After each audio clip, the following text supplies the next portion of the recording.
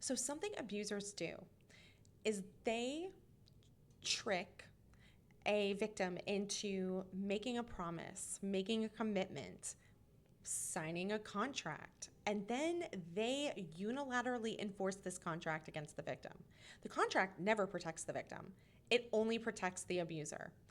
The contract is never enforced against the abuser, it's only ever enforced against the victim. And one reason why this aggravates me so much is that essentially it is a weaponized version of a legal concept that exists in reality. And in reality, when people sign a contract, you have to have full disclosure before signing the contract.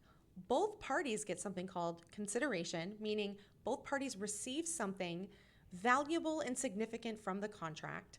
Both parties are agreeing to both have rights and obligations. So contracts are not unilateral against one person and only for the benefit of the other person, right? They're supposed to benefit both parties or all the parties who are signing the contract.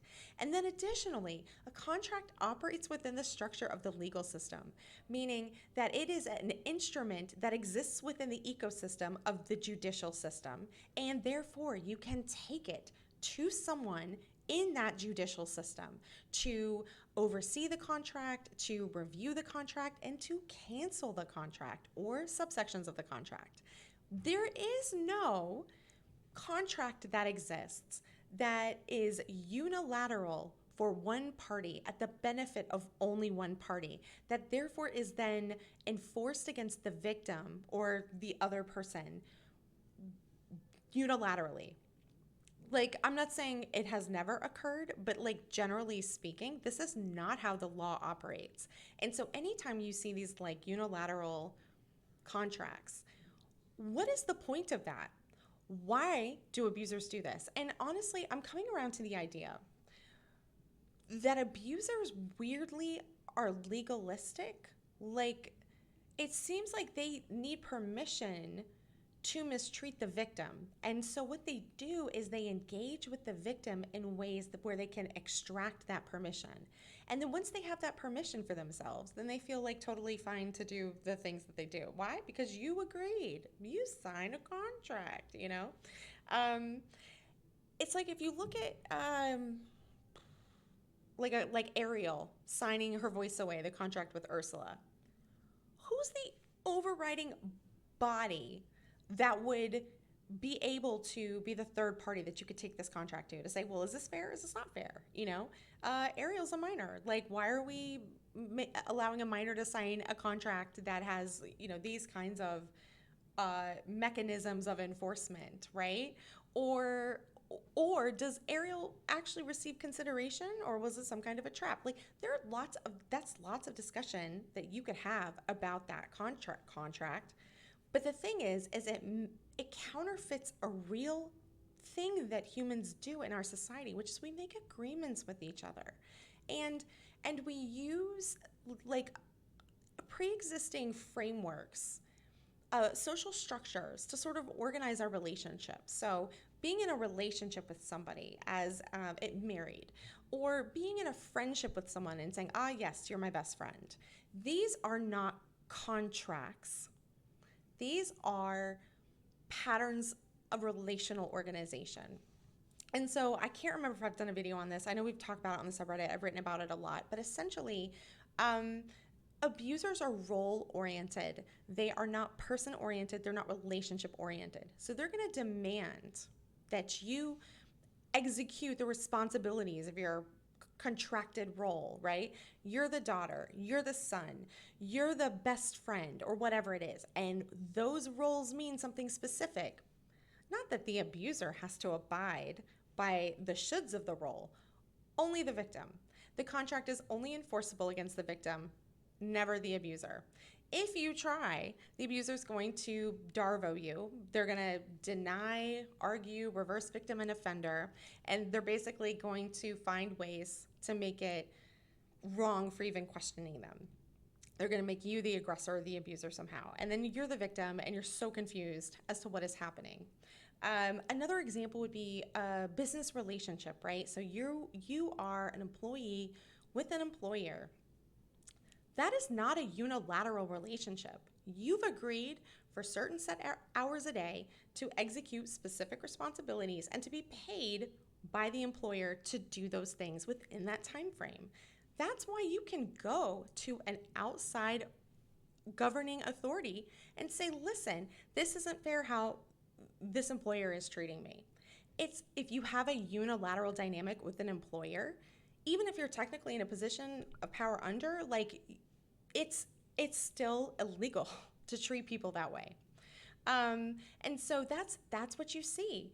They want to trap abusers want to trap you in a role and make you perform according to that role. But that role, you only got tricked into it because it exists in the context of a relationship. You think, oh, I'm in this relationship with this person, romantic, parental, friend, whatever the relationship is. So you get tricked into the role because they're pretending, right? And then they say, now that you're in the role, you can't change your mind. You have to do these things. The relationship isn't the result of how we treat each other. The relationship is predetermined because you've agreed to a role. I think I've mentioned it before in a video where I was talking about, like, there are some guys that think that if a woman signs up to a dating site, that they've agreed to be available for anyone who wants to date them. They're not looking at it as like, oh, this is an opportunity to see if we vibe, and then like maybe we'll go out on a date if we both agree. No, they're thinking of it in this very like contractual way, but it's not a real contract. It's a unilateral contract. Honestly, I need to come up with a phrase for this kind of slavery bond that they want to create. It's not slavery, but I mean, in a computer term sense, it is. I'll think about that and circle back around. But anyway, so basically, if you are in a dynamic with somebody and you are the only one who is giving, right? The other person is the recipient. They're the focus of the relationship. They're the focus of the dynamic. Their needs or wants or desires take precedence. And also somehow they're the arbiter of the relationship. They decide whether the relationship is good or if things need to change and how they need to change if they do. They're the judge, jury, and executioner. Like, full stop right there, right? Relationships are mutually negotiated in an ongoing negotiation. It is not, you make a promise and that's it, you're stuck forever.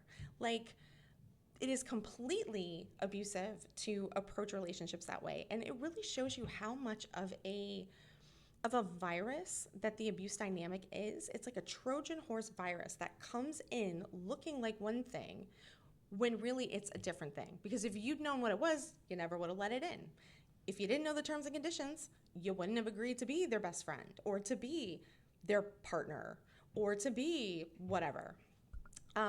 So it's just, we want to be looking at, like, is everybody able to be present in the situation? Does everyone have rights and responsibilities? Can both parties say, essentially like the enforcement of the role of the contracts, even though that's not really a great way to look at relationships, but can both parties say, hey, we're married and that is something that has a specific meaning in our culture, and I see some areas for improvement. Here's what I'm thinking.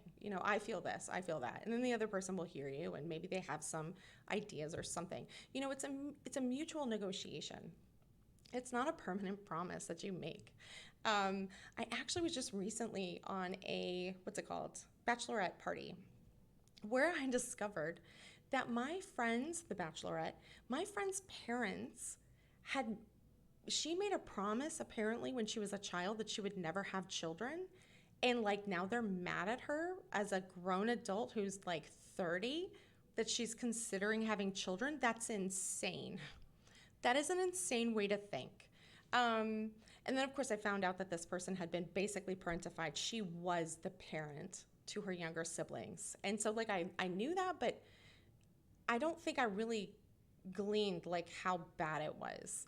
But the fact that they were angry, that she was considering to have children is like I don't even have words, I'm speechless.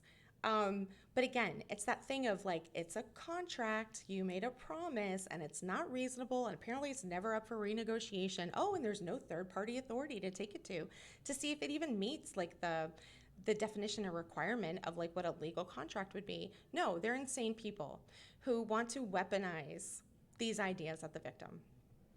Anyway, I hope this makes sense, and I'll talk to you next time.